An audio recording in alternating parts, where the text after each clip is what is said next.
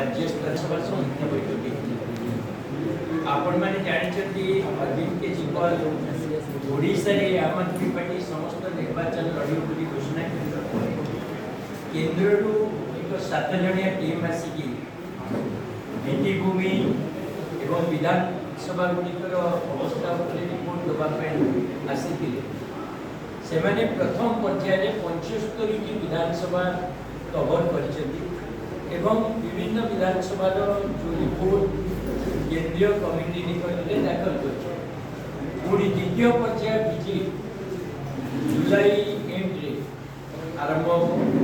से आउ 52 विधानसभा विजिट करेंगे पूर्णांग रिपोर्ट देते से आज राज्य कमिटी तरफ आम ओडिशार समस्त विधानसभा प्रतिनिधि को डाकिकी राज्य स्तरीय समीक्षा बैठक है जो विधानसभा समीक्षा सरी केमती कम आगे जीव आलोचना है जो विधानसभा गुड़िक समीक्षा भी प्रस्तुति है आपण मैंने जानते वर्तमान ओडिशा जनसाधारण एक विकल्प चाहती भारतीय जनता पार्टी 2 वर्ष विफल शासन से भिड़ हिंसा दुर्नीति भ्रष्टाचार एवं विपर्यस्त आईन श्रृंखला परिस्थिति आउ नॉन गवर्नेंस ताकू नहीं लोक मान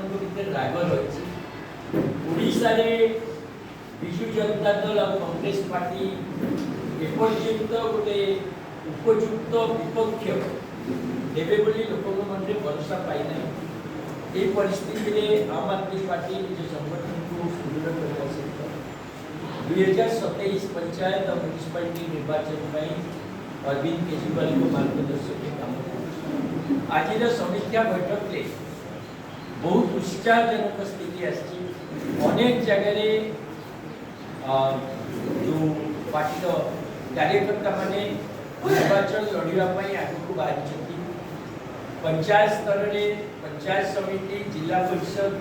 एवं म्यूनिसिपालिटी लेवल आज प्राय 234 जन कार्यकर्ता निज नाम देखते जो मैंने निर्वाचन लड़ाई को चाहते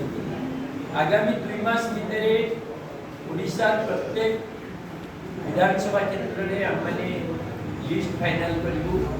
आगामी निर्वाचन पंचायत समिति तेणु आज प्रेस वार्ता माध्यम आम ओडिशावासी को संदेश दूँ जे अरविंद केजरीवाल एवं आम आदमी पार्टी संपूर्ण भाव में ओडिशावासी को गोटे विकल्प देवाई प्रस्तुत एवं ओडिशा रे म्यूनिसिपालिटी एवं पंचायत निर्वाचन में आम प्रतियोगिता करूँ से आशा और समर्थन चाहूँ जो पार्टी मैंने लड़ाई चाहते आम आदमी पार्टी जोग देवा चाहते अन्य पार्टी राजनीतिक कार्यकर्ता जो मैंने सिस्टम के फेलियर सहित विकसित और आम आदमी पार्टी जोग देवा चाहते समस्त को आह्वान आसतु मिलित भाव में ओडिशावासी को स्वप्न को साकार करने और भ्रष्ट व्यवस्थार विकल्प काम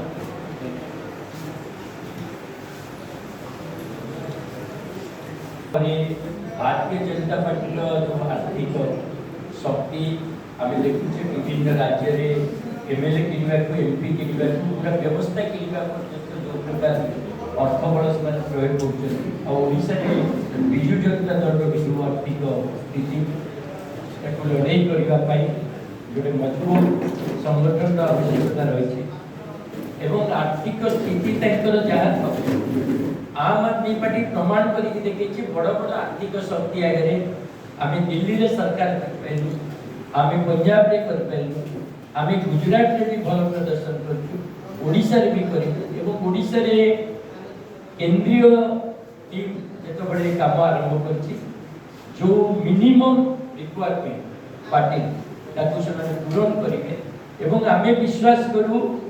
अन्य पार्टी जो परिका चांदा धन्नार सरकार कर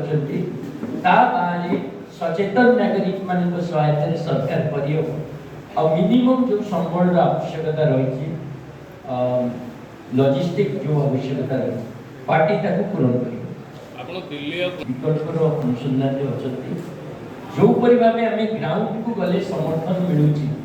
आम मानकर स्वल्प खर्च भी जो परि भाबे बड़ बड़ प्रोग्राम आमे ऑर्गेनाइज करछु ये प्रमाणित करछि